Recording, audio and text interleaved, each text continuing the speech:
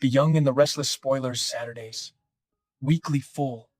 The 6th of June, 2026. Hey guys, welcome back to the channel. It is a beautiful Saturdays, but honestly, I am running on pure caffeine and sheer rage right now. Let's get right into it. I am literally shaking my head at my screen right now. I cannot believe they are actually letting Victor get away with this level of smugness. I mean, we all know Victor Newman always wins. But this is a whole new level of toxic arrogance, and I am both here for it and absolutely disgusted by it. Let's talk about tomorrow's episode, because I have thoughts. I am typing this up late at night after watching the latest episode, and I just need to get it out of my system before I explode. And of course, tomorrow we are going to see Victor celebrating, because why wouldn't he? He has successfully backed Phyllis Summers into a corner so tight I don't think even she can slither her way out of it this time. Remember when they tried to take Phyllis down back in the day, with the whole hacking scandal?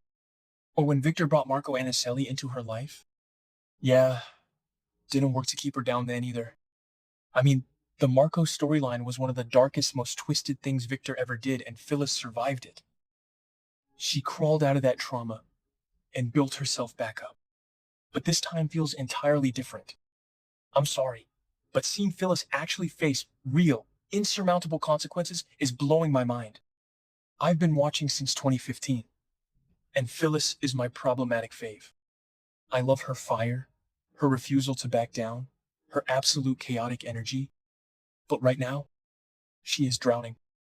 The walls are closing in, and Victor is standing there with that signature smirk, swirling his scotch, acting like he is the god of Genoa City.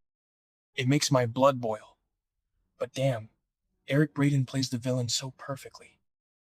Michael Baldwin is out here sweating bullets, trying to fix a completely unfixable situation.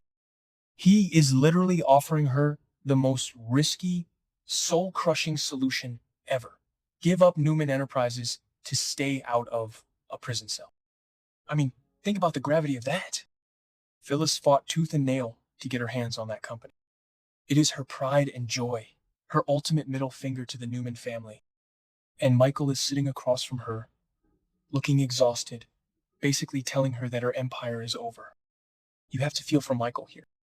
He has been her ride-or-die best friend and lawyer for decades. He has pulled off legal miracles that would make any real-world attorney lose their license in 5 seconds flat. But even Michael has his limits. He is looking at the forged AI evidence, he is looking at the kidnapping charges, and he is realizing that there is no magic wand this time. He's telling her to wave the white flag. Give Victor the company, drop the ego, and save yourself from wearing an orange jumpsuit.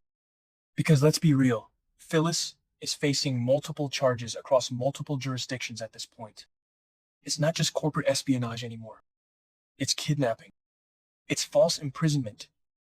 It's tampering with a terrifying villain. When she chained Matt Clark up in that dark basement, trying to force a confession out of him, she crossed a line that you just can't walk the fizzy like from. And then Sienna Bacall, that absolute fanatic, busting in and attacking Phyllis. It's a mess. A beautiful, catastrophic soap opera mess. But will she take Michael's deal? We know Phyllis. She would rather burn the entire city of Genoa down than hand Victor a victory on a silver platter. I can already picture the scene.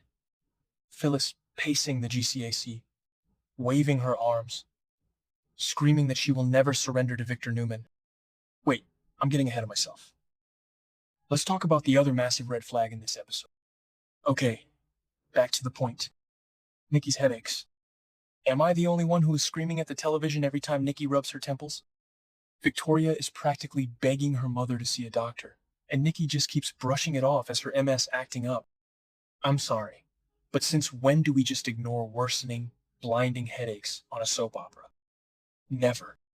That is soap opera 101 for someone who's about to have a massive medical crisis. I am dreading this. I really am. I love Nikki, and seeing her suffer is always hard to watch. We all remember when she was first diagnosed with multiple sclerosis. It was heartbreaking. And Melody Thomas Scott played it with so much grace. But this feels different. The way the camera lingers on her pained expressions, The way Victoria is pushing so hard, they are setting us up for a massive fall. And think about the timing. Victor is currently on his high horse, gaslighting Nikki into praising his ruthless business moves, completely ignoring the trauma she just went through with Nick's accident. He is demanding that she celebrate him. Look at me, Nikki. I saved the day. I kept the company. Nick is alive. Worship me. It is so toxic. He literally refused to trade his company to save his own son's life. And now he wants his wife to throw him a parade because it coincidentally worked out? And now Nikki is physically deteriorating right in front of him, and he's too busy popping champagne over Phyllis's ruin to notice. I bet you anything this isn't just MS. This is a brain tumor, or an aneurysm, or some stress-induced stroke caused entirely by Victor's toxic behavior.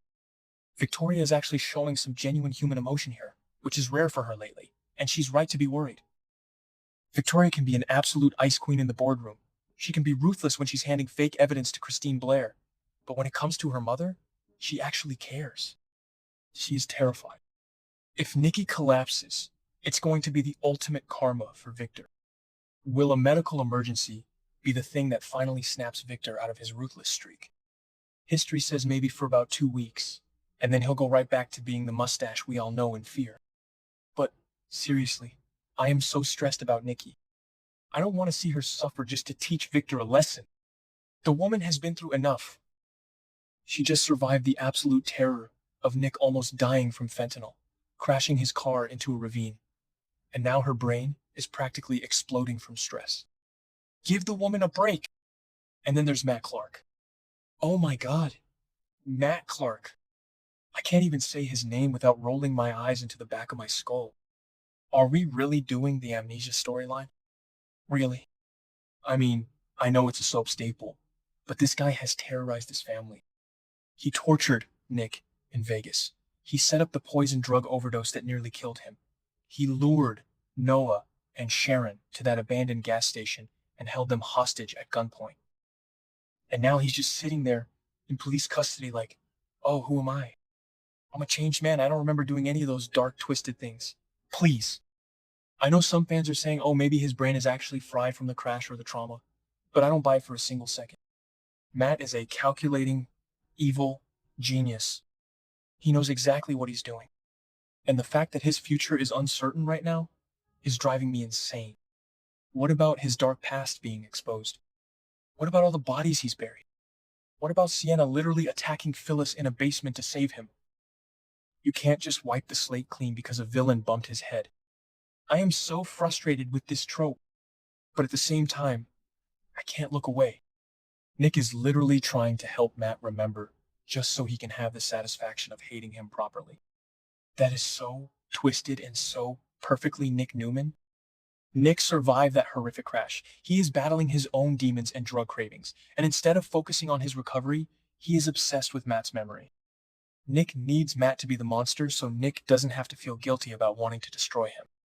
It's psychological warfare. And honestly, it's fascinating. But Matt is playing them all. He's sitting there, pretending to be this blank slate, while his dark past slowly bleeds out into the open. What is going to happen with all those crimes? Is he just going to get a new identity and walk free?